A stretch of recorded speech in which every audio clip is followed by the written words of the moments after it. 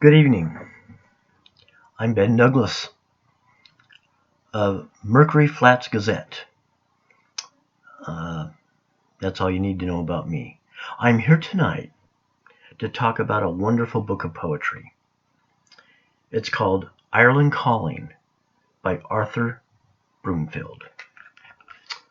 This is the cover. Isn't that a beautiful cover? Picture of Ireland. I'm going to be talking about the book and my review of the book, which was written and published in various online medias across the world. Facebook, the Irish Post, and a number of other ones. Before I get to review, I'm going to read some of what the back of the book says, so you can get a gist of what it's about. On the back cover it says, "If there's a drop of Irish blood running through your arteries, this book was written for you. For your heart, not for your bookshelf. For Arthur Broomfield's beautifully composed poems are written from the heart.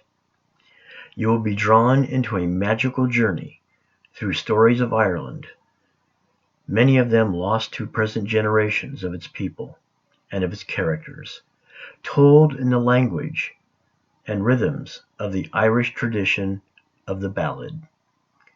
The cunning genius of the publican Fonzie Joe, the irascible knight of the road, the man from Capawhite, and the death of Aine from the Spanish flu, and the saddest story, which will make you laugh, cry, and think.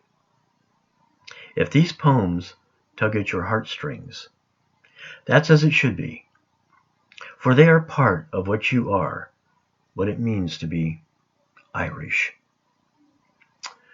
And a little bit about the author, Dr. Arthur Broomfield.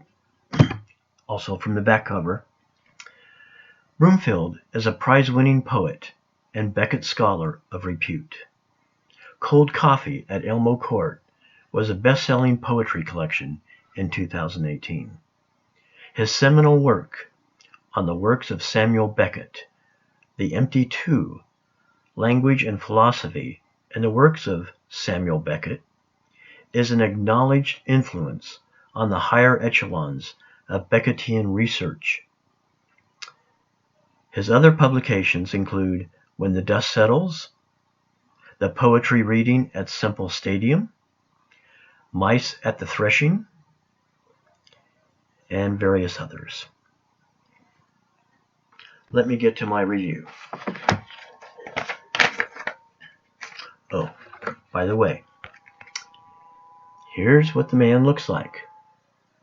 There you go, Dr. Arthur Broomfield. Isn't he a good-looking man? Almost as good-looking as I am. That's why I like him, yes.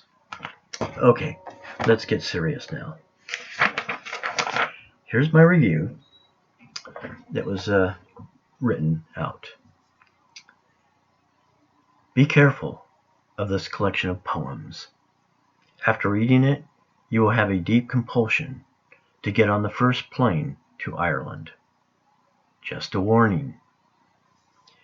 Broomfield's beautifully structured poems were birthed from the deepest caverns of the author's heart, mind, and soul.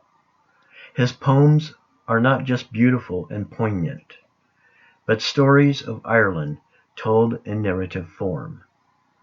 This reviewer saw a touch of Robinson Jeffers in style as well as form. The poems here are pieces of a puzzle of the lost history of cultural Ireland. The attentive reader will experience the throbbing of blood vessels and the pounding of the Irish heart in almost everything. The saddest story was by far my personal favorite in the entire collection. It tells of the untimely death of Aine from the Spanish flu.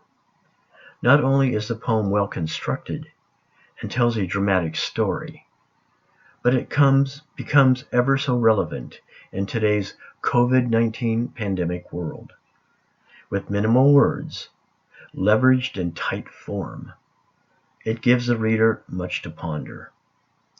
What also makes this collection worthwhile is that the author speaks the language of the common man. No elitist and stylistic pretensions here.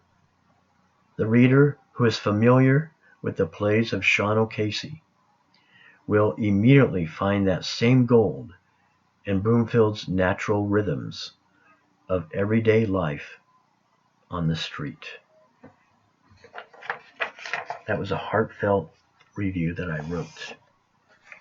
When I read some of his poems, I felt I was catapulted into the history of Ireland itself, walking along the riverbank, walking down a crowded, noisy avenue, listening to vendors and their customers communicating back and forth in the language of the day. It's an amazing book, and I highly recommend it to everybody. Again, the name of the book is Ireland Calling by Arthur Broomfield, and it's published by Revival Press. You can get it on Amazon, or you can write directly to the author. He also has a Facebook page. That's it for tonight. Thank you very much, and thank you for listening.